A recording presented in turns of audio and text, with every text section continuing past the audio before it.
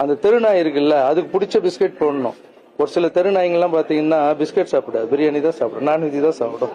அதுக்கு பிடிச்ச மாதிரி செஞ்சு அதை போட்டு அது நம்மளை கத்தாம பாத்துணும். தம்பி ராவா, ஒரு வார்த்தை வெல்லும் ஒரு வார்த்தை கொள்ளும்.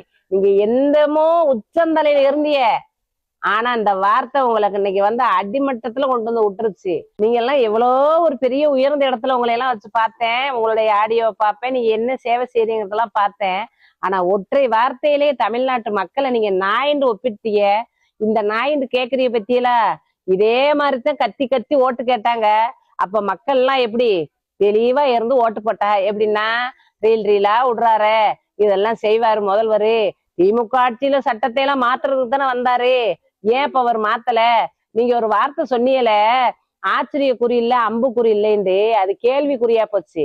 ஏன்னு கேட்டா இப்ப மக்கள்லாம் நீ சொன்னதுலாம் எங்க அப்படின்னு கேக்குற மாதிரி வந்துட்டாங்க. நீங்க வந்து அப்ப நடிகர்கள் தான், நீங்க இப்ப எது வேண்டாலும் முட்டு கொடுத்து ஒன்னா பேசுவீங்களா? அந்த அளவுக்கு நாயா போயிட்டோம். இதை ஏற்கனவே சொன்னீங்களா, நாய்கள் கிளம்பி ஓட்டு கேட்காதேண்டு. ஒவ்வொருடைய வாக்கையும் புனிதமானது, நம்பிக்கையோடு ஓட்டு போட்டாங்க. அந்த நம்பிக்கையே சிதைச்சிட்டு இன்னைக்கு 6 சிலிண்டர் தர முடிய ஒவ்வொரு மக்களும் என்ன சொல்லுவது, 6 சிலிண்டர் வருஷத்துக்கு தர்றங்கிறாருன்னு ஏமாந்து ஓட்டு போட்டாங்க. 2500 ரூபா தருவதாக ஏமாந்து ஓட்டு போட்டாங்க. தாய்மாமன் சீர் தர்றம்டாரு ஏமாந்து ஓட்டு போட்டாங்க. தங்க மோதிரம் தரண்டா ஏமாந்து ஓட்டு போட்டாங்க. இப்படி ஏமாத்தி ஏமாத்தி ஓட்டம் வாங்கிட்டு இன்னைக்கு நீங்க அவருக்கு முட்டு கொடுக்குறிய பத்தியல, அதுதான் உங்க மேல எங்களுக்கு எல்லாம் வருத்தம். 6 மாசம் டைம் கேக்குறீங்களா சார்? நீங்க எல்லாம் பெரிய வசதி உடைச்சவங்க, நீங்க எல்லாம் பொருளாதாரத்துல எவ்வளவோ முன்னேற்றத்துல உள்ளவங்க. அப்ப ஏழை பாமர மக்கள் எல்லாம் கரண்ட் இல்லாம இருக்க முடியுமா? 6 மாசம் டைம், அது என்ன சார்? ஆனா நாங்கெல்லாம் ஒரு லேடிஸ் இப்படி பேசுறது பாத்தியலாக்கு, எங்க அம்மாவெல்லாம் இறந்து போய் எத்தனையோ வருஷமாச்சு, அவங்களையெல்லாம் தோண்டி திட்டுவாங்க. அப்பெல்லாம் அதெல்லாம் இருக்கு, நீங்க பாத்துக்கிறங்க.